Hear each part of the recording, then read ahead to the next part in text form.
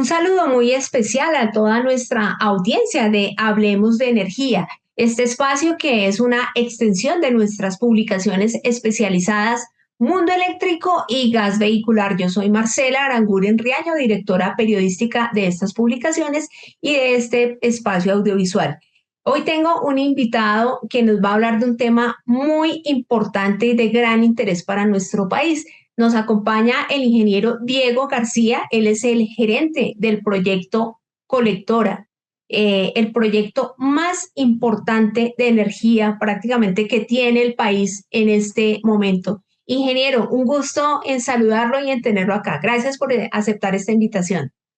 Marcela, muchas gracias a ti por abrirnos este espacio y poderle contar tanto a ustedes como obviamente a toda la gente que le interesa acerca del tema, cómo vamos avanzando en todos los proyectos de transmisión que obviamente van enfocados a la transición energética a la que está abocada no solo el país sino el mundo.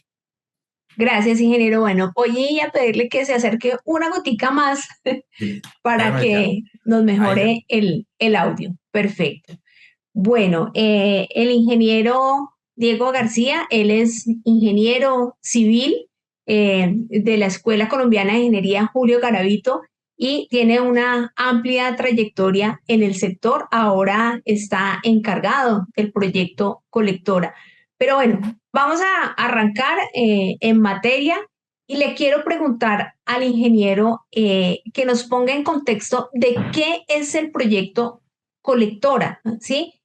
Cuéntenos rápidamente, ingeniero, y voy a poner aquí una imagen de apoyo para explicarle a la audiencia y a la gente que nos sigue de qué se trata este proyecto Colectora, de qué consta, qué capacidad tiene. Entonces, ingeniero, lo escuchamos.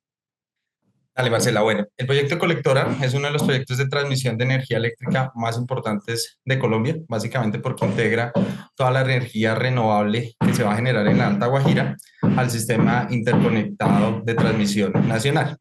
En este caso, como podemos ver aquí en la imagen, el proyecto arranca desde Uribia, en la parte alta donde está la subestación Colectora, y acá conectamos 7 parques. Esos 7 parques van a entregar 1050 megavatios al sistema y eso básicamente es el 10% de la capacidad instalada que tiene el sistema de transmisión nacional.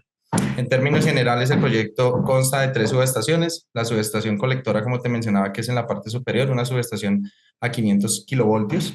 De acá salimos en 2 líneas paralelas de aproximadamente 114 kilómetros cada una hasta la subestación Cuestecitas. Estas líneas son líneas doble circuito, pero básicamente para el caso de esta convocatoria solo estaríamos instalando un circuito en cada uno de los trazados.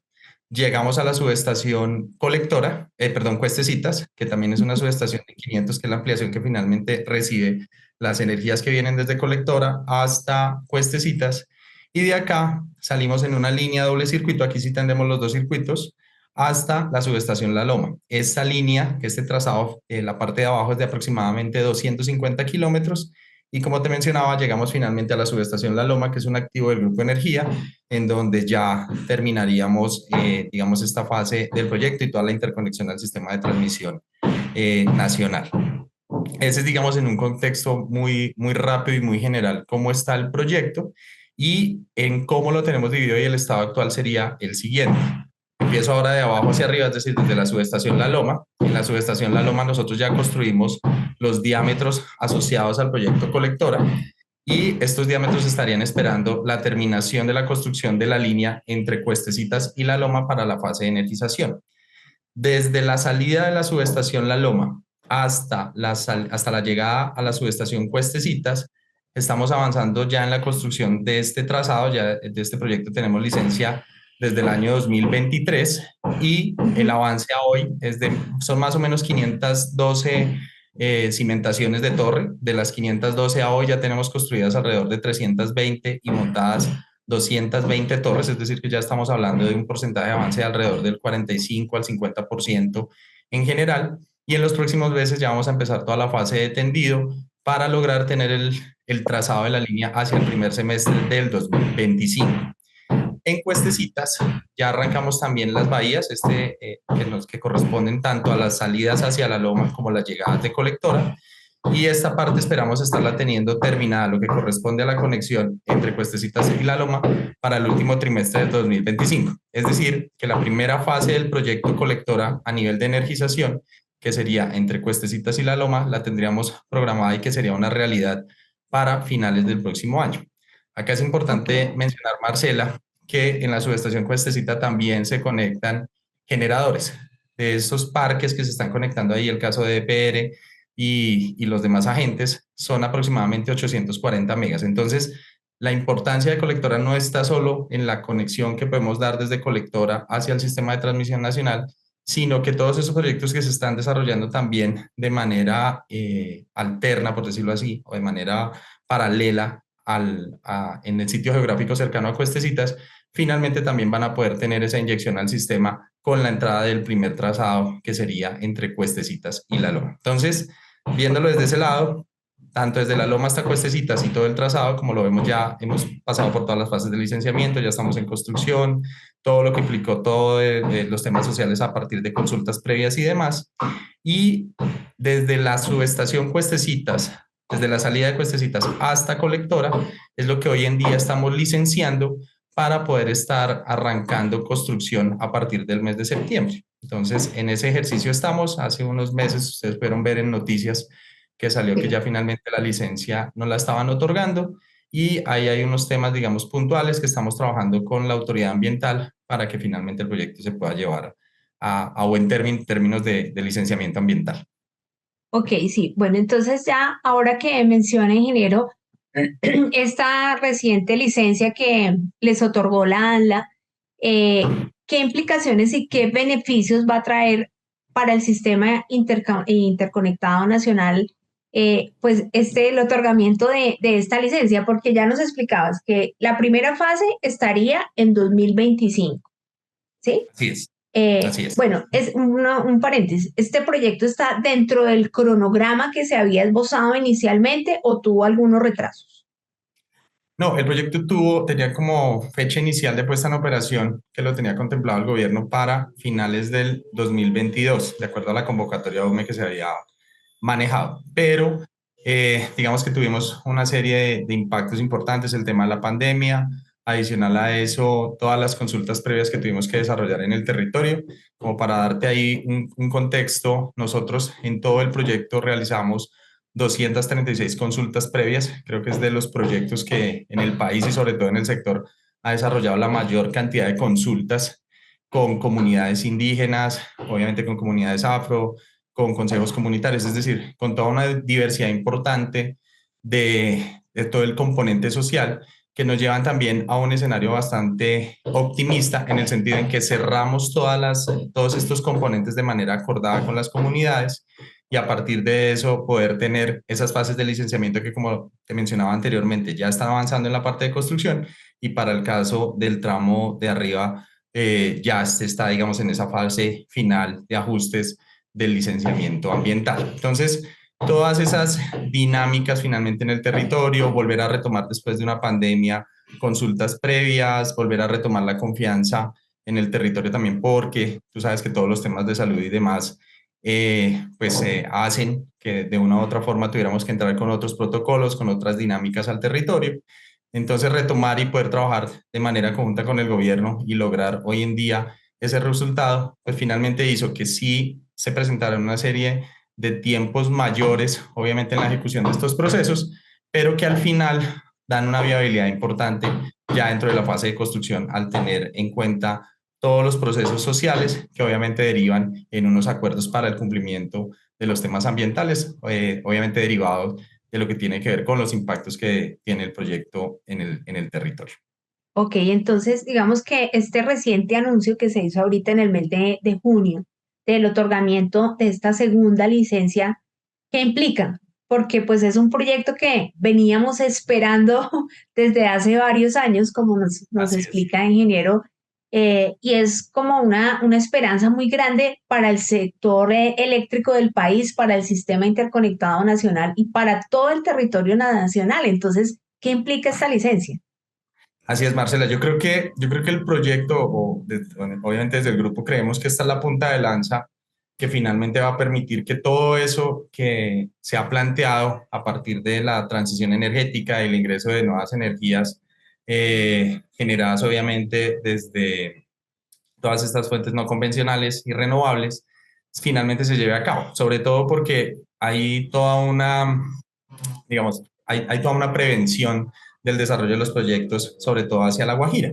Entonces, creemos que con todo este ejercicio que hemos venido desarrollando, poder sacar la licencia, empezar ya a trabajar en los próximos meses completamente ya enfocados a la construcción del proyecto, pues va a permitir que eso vaya generando confianza en el territorio, que se vaya articulando tanto con comunidades, con el gobierno local, con el gobierno nacional, todos los procesos que finalmente nos lleven a cabo y el buen término de ejecución del proyecto. Entonces, esto va a implicar que los generadores van a tener la confianza de hacer las inversiones en el territorio, de que finalmente se materialicen los proyectos que se están planeando en la Alta Guajira y que a futuro pues finalmente se siga desarrollando todo el potencial que tiene el territorio para que de una u otra manera pues sigamos creciendo, que la demanda que se tiene a nivel nacional de energía pues se siga supliendo a partir de todas estas tecnologías y entendiendo obviamente que el sistema de transmisión nacional es muy importante y en el cual nosotros somos un actor bastante importante para poder lograr estas sinergias y que finalmente se logren los objetivos trazados. Recordémosle a la gente cuál es la demanda que tenemos actualmente y qué representa dentro de esa demanda el porcentaje que va a aportar pues, colectora. El porcentaje que tiene colectora en este momento sería aproximadamente el 6% de la capacidad instalada nacional. Sin embargo, el proyecto tiene una capacidad de ampliación a futuro, es decir, porque como les contaba, son dos líneas de 500 kilovoltios que van a quedar en paralelo, pero solo en cada una de ellas vamos a instalar un circuito, es decir, que te va a permitir ampliar a otros 1050 megas a futuro en la medida en que se vayan generando también esos proyectos renovables.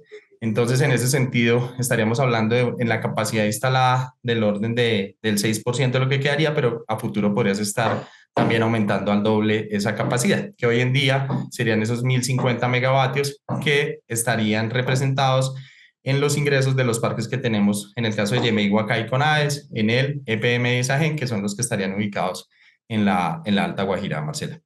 Ok, bueno, y ya teniendo esta licencia en firme, se le puede dar un parte de tranquilidad y una garantía al país de que el proyecto está, sí se va a desarrollar en esas 100 semanas, como se ha anunciado, estos 2 años para que esté listo en 2026.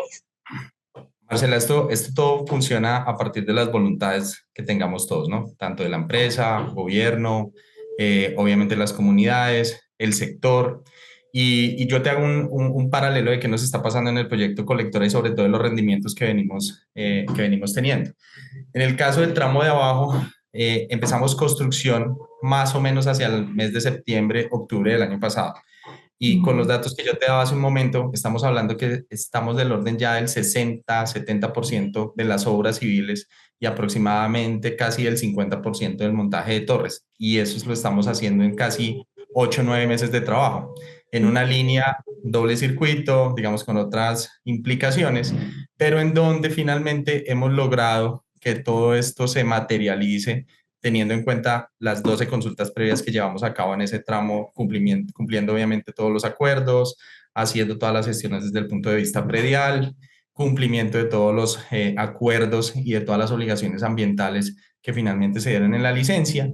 Y a partir de eso hemos podido avanzar de una manera adecuada y enfocada a los tiempos que necesitamos dentro del proyecto.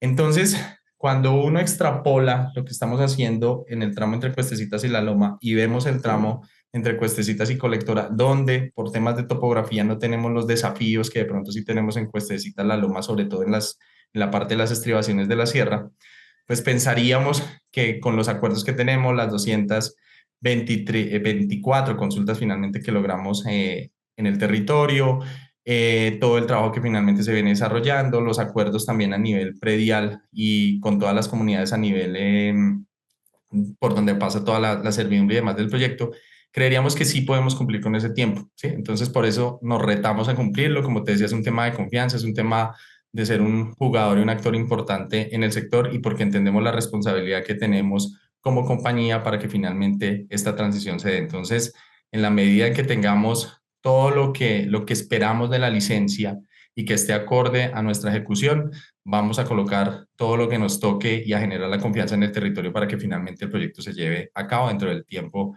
que tú mencionas, que son esas 100 semanas. Ok, es decir que si las cosas siguen así de bien, por decirlo de alguna manera, en 2026 estaríamos a capacidad plena generando, Así es, diga, va a estar el proyecto. ¿Sí? transportando toda esta energía. Exacto, va a estar el proyecto, ahí va a depender en gran medida de cómo se muevan los actores, en este caso los generadores, porque nosotros pues vamos a estar listos, ¿sí? O sea, nuestro objetivo aquí es cumplir con esa parte del juego que nos toca, que la infraestructura realmente ya esté instalada, que los generadores tengan la tranquilidad de poder llegar y conectarse, entonces sí va a estar, digamos, esa vía habilitada para que se materialice los proyectos, pero pues obviamente vamos a depender de que también los generadores empiecen a avanzar dentro del proceso, ya en la etapa de construcción, pero pues entendemos que también va a ir muy de la mano con la confianza que finalmente se está dando en el territorio y con el inicio y la ejecución y la construcción de este tramo del proyecto que tenemos.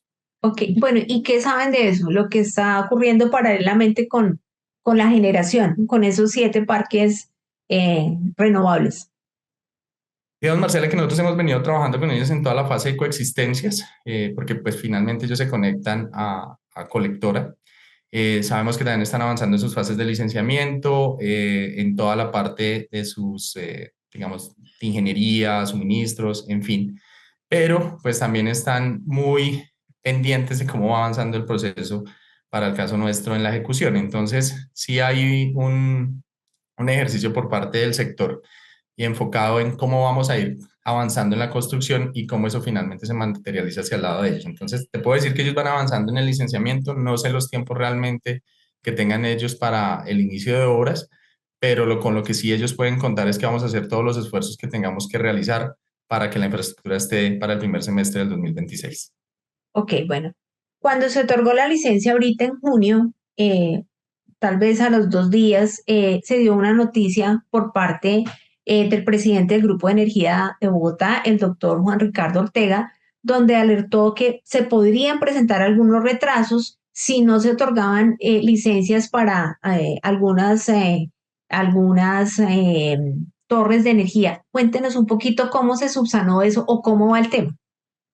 Bueno, digamos que lo que mencionaba nuestro presidente Juan Ricardo es que esperábamos que ya la licencia saliera lista para poder empezar a construir. Sí, ese digamos que era como el sueño de todos nosotros, poder después de este proceso, digamos, tan juicioso que se vino realizando en el territorio, poder materializarlo con una licencia, por decirlo así, muy limpia y empezar a avanzar.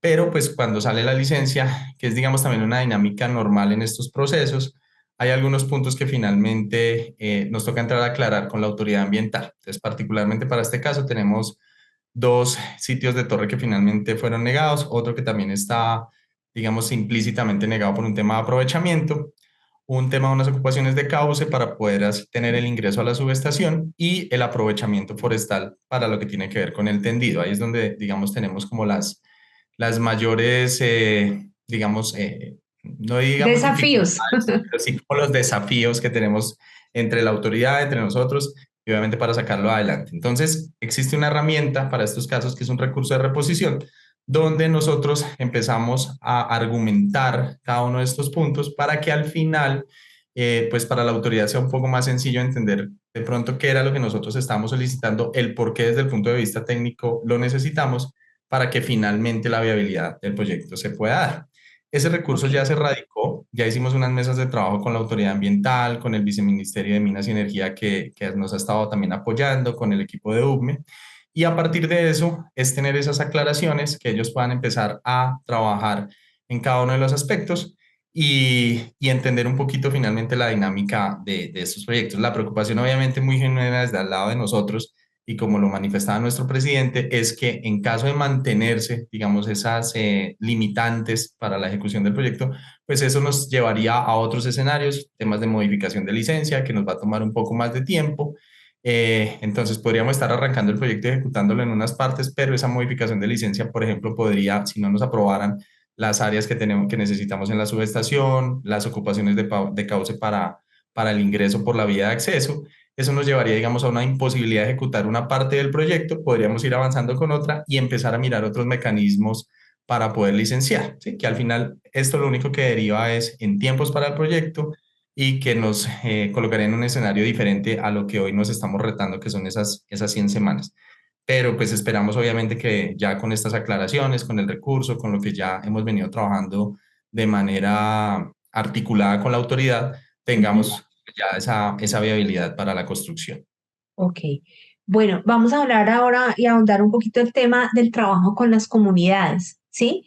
Se hicieron todas esas consultas tanto en la primera fase, con la parte de Loma, Cuestecitas, y ahora con esta segunda fase, que creo que se hicieron más consultas. La segunda requirió más de 200 consultas, la primera un grupo muchísimo menor, pero pues en últimas es la comunidad la que casi la que decide y la que da vía libre para que los proyectos se lleven a cabo. ¿Cómo ha sido ese trabajo en estos años con la comunidad?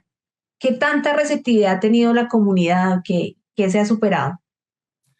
Creo que el reto para, no solo para nosotros, sino creo que para el país fue lograr articular a todas las comunidades. Como tú lo dices, el tramo de arriba tiene un gradiente de dificultad, por decirlo así, mayor en términos sociales o un reto mayor.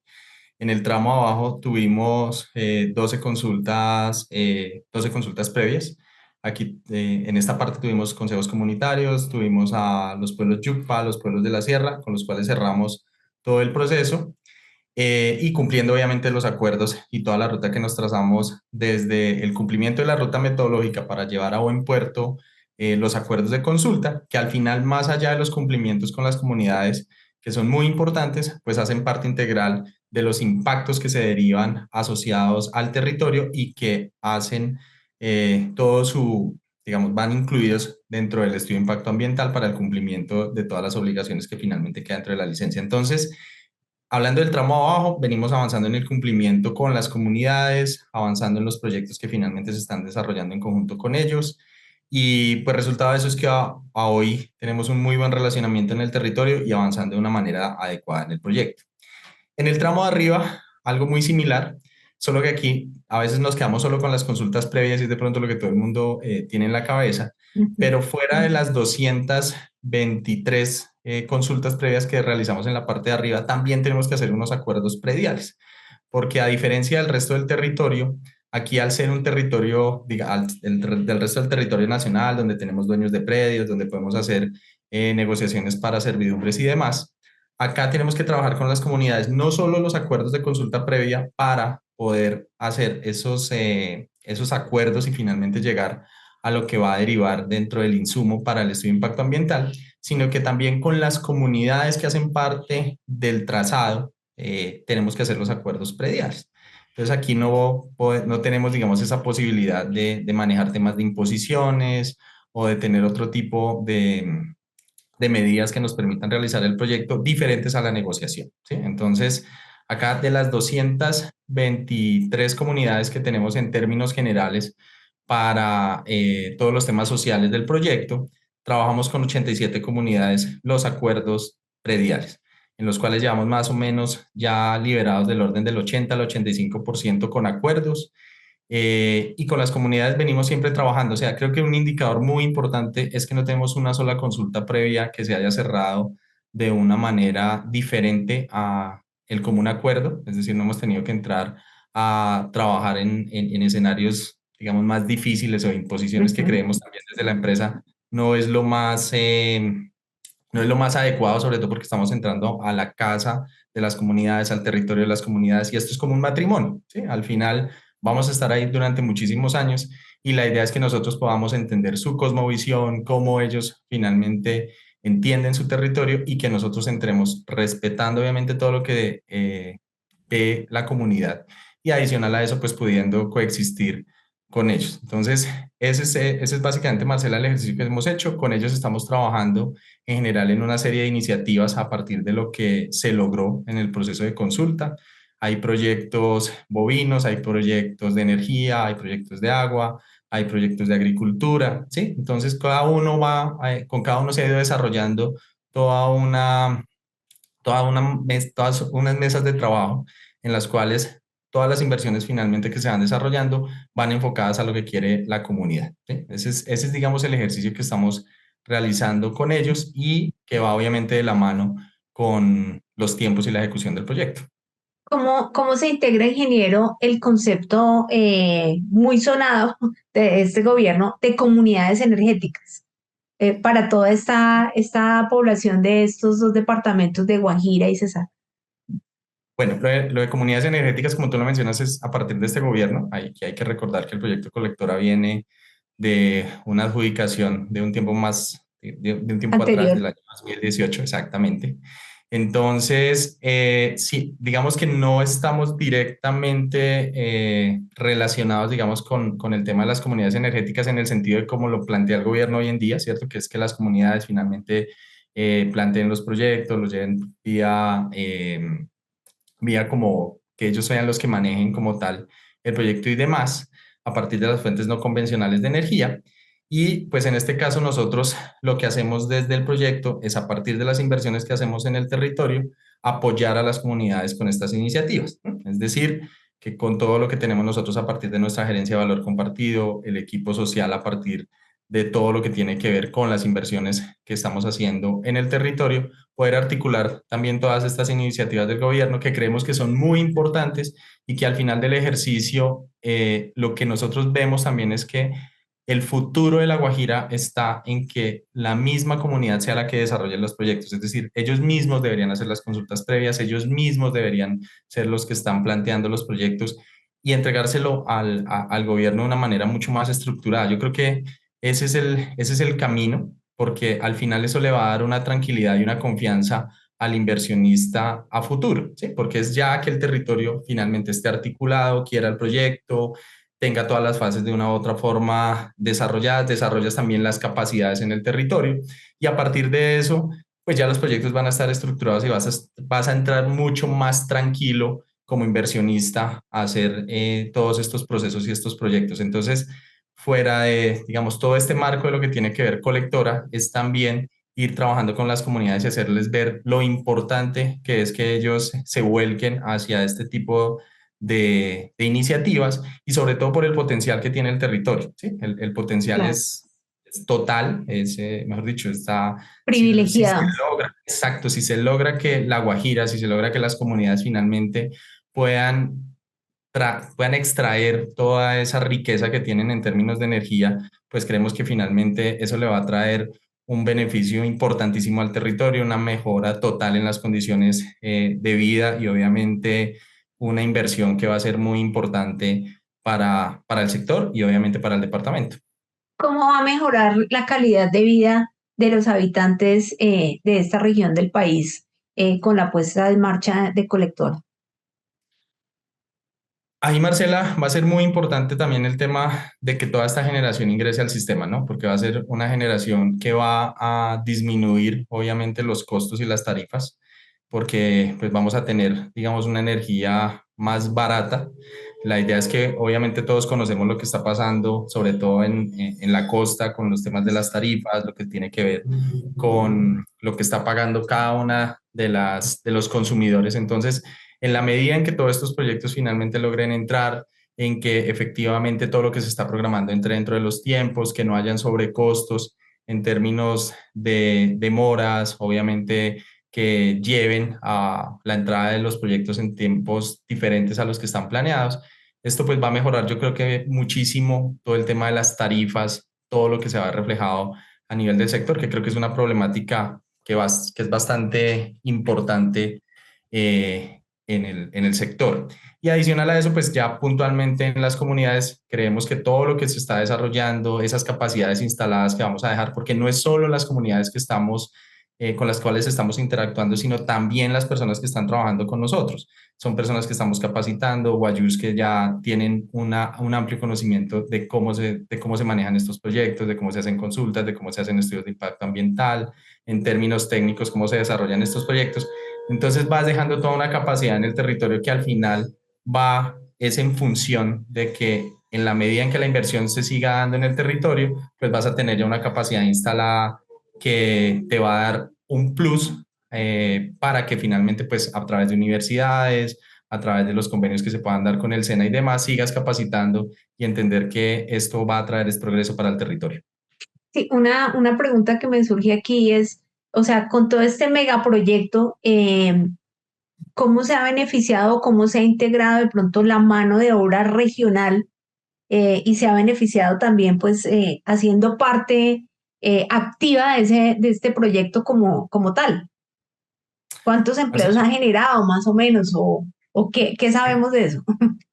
te cuento, digamos, en el tramo de abajo hoy en día, en la construcción de la línea, estamos hablando de más de 1.000 personas.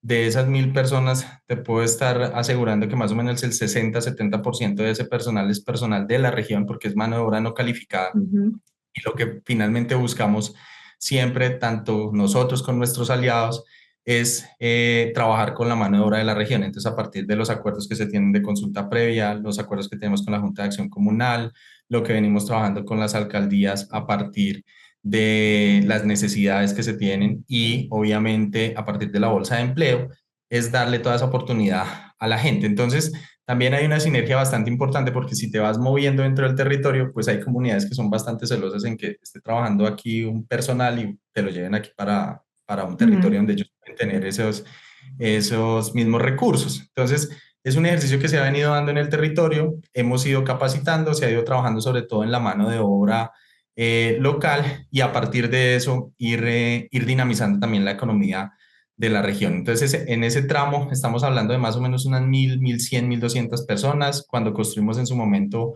las dos bahías, los dos diámetros de ampliación de la loma, fueron más o menos 200, 250 personas que estuvieron trabajando en todo lo que tiene que ver en el territorio de la loma, la jagua, todo lo que finalmente estamos ahí impactando.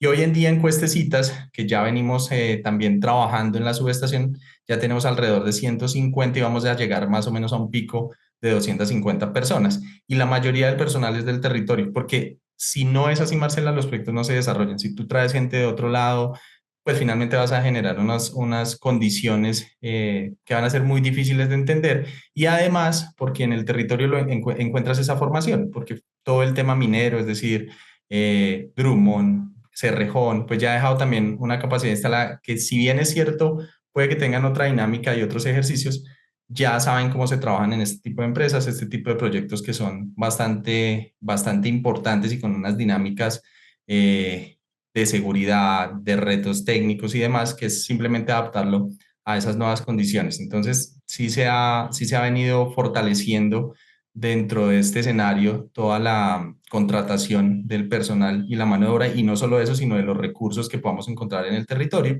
Y en el tramo de arriba, parte de los acuerdos también con las comunidades es eso, es que tengan ese, que tengan esa prelación para que sus comunidades puedan entrar a trabajar dentro del proyecto. Obviamente ahí hacemos todo el ejercicio de las capacitaciones y demás, y de los recursos también que ellos nos puedan brindar para que pues esto sea un gana-gana tanto para nosotros como para las comunidades. Ok, hablemos, ya estamos terminando, pero es importante que hablemos desde el punto de vista ambiental, que ha sido lo más desafiante, porque si bien es una región que tiene una riqueza grandísima en recursos eólicos, solares, bueno, una riqueza demasiado grande, ¿qué ha sido lo más desafiante para preservar y de alguna manera para compensar también y mitigar el impacto que de una u otra manera pueden generar el desarrollo de este tipo de proyectos de transmisión? Marcela, en términos ambientales, desde el DEA tuvimos unos retos muy importantes, sobre todo con el trazado que se aprobó. Para contarte así en el tramo de CLL, el DA, que finalmente fue el de las tres alternativas y de la que nos seleccionaron, cuando empezamos a trabajar con los pueblos de la sierra, ellos no estuvieron de acuerdo con ese trazado. Y al sentarnos nosotros a trabajarlo, obviamente por todo lo que ellos conocen de su territorio, el cómo finalmente ellos se relacionan con la naturaleza y demás, empezamos a hacer un nuevo trazado, básicamente, en esa parte. Entonces, eso te lo cuento porque los retos ambientales no solo están derivados de lo que tiene que ver con lo único y estrictamente ambiental, sino que lo social juega un papel súper importante. Claro, Entonces claro. aquí, por ejemplo, empezamos a trabajar con ellos, a hacer todos esos ejercicios, se desarrolló un nuevo trazado, se hicieron todos los rituales, se acompañó por parte de los pueblos todo el proceso y toda la parte técnica como tal, las visitas a los sitios, en fin, para que en el momento en que estuviéramos construyendo realmente sí sea 100% viable la ejecución del proyecto y no empezáramos, por decirlo así, tener una licencia que efectivamente para nosotros pudiera ser construible, pero cuando lo vamos a ver en el territorio realmente no se da. Entonces, esa parte entre comunidades, nosotros, los acuerdos, lo que vamos a hacer, ser transparentes, darles confianza, ese ha sido digamos, el mayor reto que hemos tenido. Lo mismo nos está pasando en el tramo arriba de CC, es poder construir en conjunto con las comunidades efectivamente lo que vamos a realizar, cómo lo vamos a hacer, que lo que les estamos contando y lo que les socializamos dentro de la fase de estructuración del estudio de impacto ambiental, como dentro de los procesos de consulta, pues al final es lo que realmente vamos a ejecutar. Y ya Ok. entrando un poquito más en parte técnica, uno de los retos más importantes aquí son el aprovechamiento, pues porque el territorio tiene unas dinámicas diferentes a lo que podemos tener en otra parte del territorio. Acá estamos hablando de un ecosistema que es bastante particular y que si lo afectamos vamos a tener que compensar de una manera importante. Las compensaciones aquí estamos hablando que son del orden de 1 a 10, es decir, que por cada afectación que tú tienes vas a tener que reponerlo, por decirlo así, 10 veces. Entonces, uno es buscar la menor afectación posible al territorio a partir de tecnologías, a partir de poder hacer el tendido con dron. Hicimos un análisis vano a vano de cada uno de los tramos de la línea para que los aprovechamientos sean lo menor posible, porque si bien es cierto, hoy en día tenemos muchas tecnologías para realizarlo, pues no mitigamos en su totalidad el aprovechamiento. Si uno quisiera no tener que hacer sino solo aprovechamiento en los sitios de Claro. torre y no más. Pero pues digamos que en la realidad no es así, entonces se hizo un ejercicio muy juicioso, vano a vano, pensando dónde eso lo tenemos, lo que, no sé, anteriormente se hacía, que era que tú harías prácticamente toda la franja de la servidumbre, eso ya no se hace, simplemente buscamos en los puntos donde el conductor va a tener algún tipo digamos que vamos a tener que hacer ese aprovechamiento y son franjas del orden de 3 metros, 4 metros, contra una servidumbre que estamos hablando de 65 metros anteriormente. Ujú. Entonces, mira que sí se ha reducido bastante el impacto en el territorio y esos retos es lo que buscamos hacer, que a partir desde la tecnología, a partir de los ejercicios técnicos que realizamos en el territorio y sobre todo también de entender cómo estamos aprovechando los recursos del mismo, porque va a ser muy difícil, sobre todo en La Guajira, tener muchas cimentaciones en concreto. ¿Mm? ¿Por qué? Porque vas a necesitar mucha agua y pues todos conocemos las problemáticas que se tienen de suministro de agua en la región.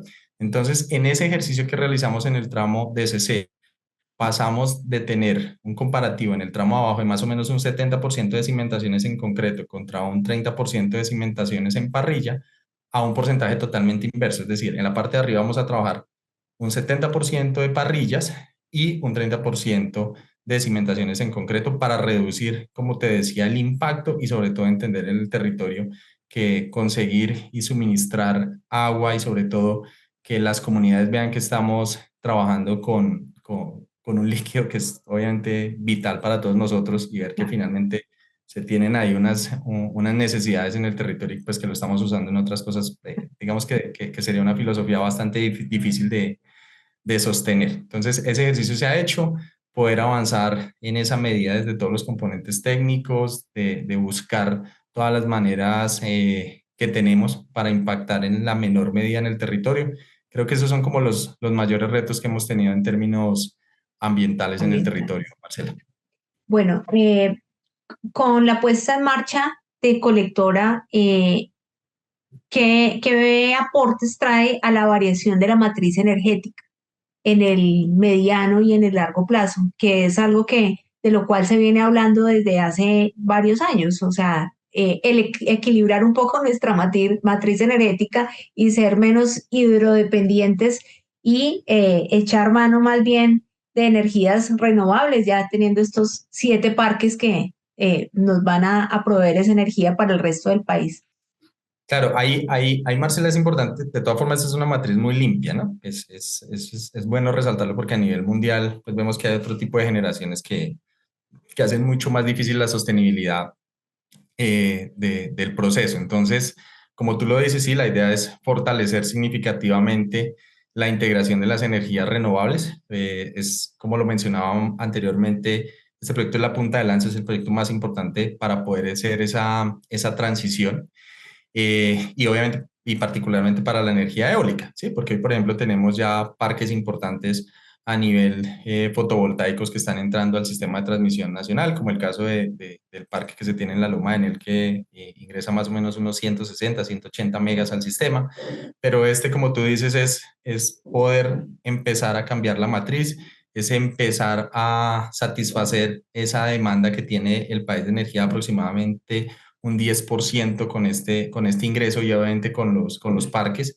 Y también que vas a tener una capacidad instalada o que puedes finalmente aprovechar a futuro, que sería a partir de la instalación de unos de los demás circuitos que están pendientes, reforzar obviamente el sistema de transmisión nacional o también ver otras nuevas tecnologías, que es lo que se viene trabajando a nivel de gobierno pues de todos los que estamos ahí interesados, que es el proyecto de corriente directa, el HVC, que finalmente pues te daría una mayor capacidad, pero tendrías que articular una serie de iniciativas para poder transmitir toda esa energía y todo ese potencial que se tiene en la Alta Guajira, poder estarla metiendo a la matriz energética del país y que esto pues finalmente sea una realidad, que de pronto estas 7 gigas más o menos que se habla que se tiene la Guajira sean una realidad y ya estaríamos hablando de un porcentaje bastante importante, un casi 40% de todo lo que necesitaría el país para su demanda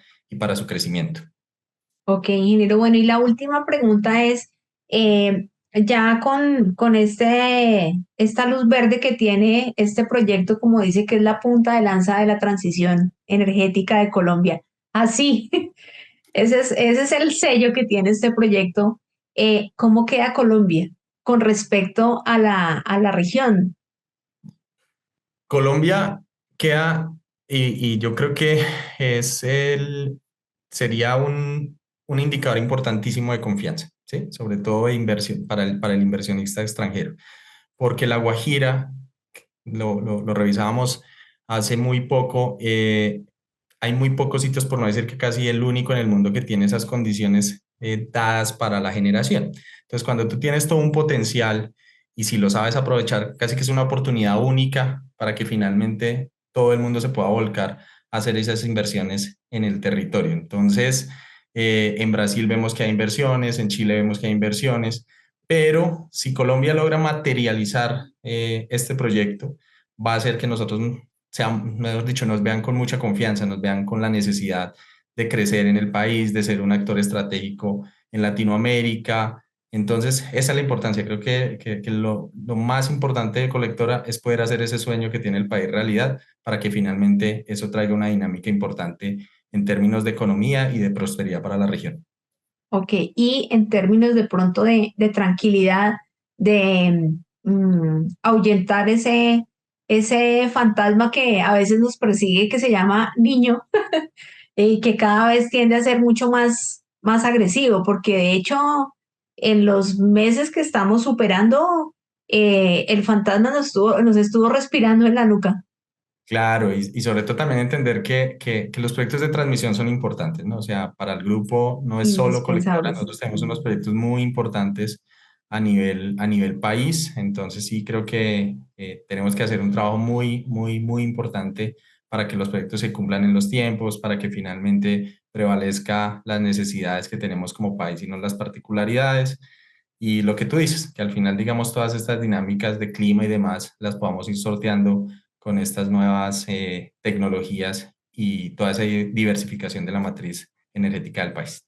Claro, porque sí hemos insistido en nuestra revista y en este espacio que sin transmisión no hay transición, Tal cual. definitivamente. No, no hay. Por eso es un respiro la puesta en marcha de este proyecto, el otorgamiento de estas licencias y pronto que veamos ese proyecto operando. Ingeniero, muchas gracias. Solo me resta agradecerle por habernos acompañado, por habernos puesto en contexto de cómo va Colectora, de por qué es tan importante para el país. Esperamos que sea la primera de varias entrevistas que nos conceda. Claro que sí, Gracias, Marcela. ingeniero. Acá Gracias. estaremos para irles contando cómo vamos avanzando en el proyecto, que como te digo, o sea, el tramo de arriba es lo que está ahorita como nuestro último desafío importante, pero pues la parte de abajo ya va a ser una realidad dentro de muy poco tiempo. Ok, bueno, pues ingeniero, muchas gracias y a toda nuestra audiencia de Hablemos de Energía, muchas gracias por acompañarnos, muchas gracias por seguirnos. Pueden visitarnos en nuestra página mundoeléctrico.com, también con ese mismo nombre, a través de nuestras redes sociales, en Instagram, en Facebook, en Twitter. Y bueno, pues gracias por seguirnos, gracias por darle me gusta y por compartir estas entrevistas para hacer toda una pedagogía a nuestro sector eléctrico. Nos vemos en los próximos días con una próxima entrevista para que sigamos hablando de energía. Hasta una próxima oportunidad.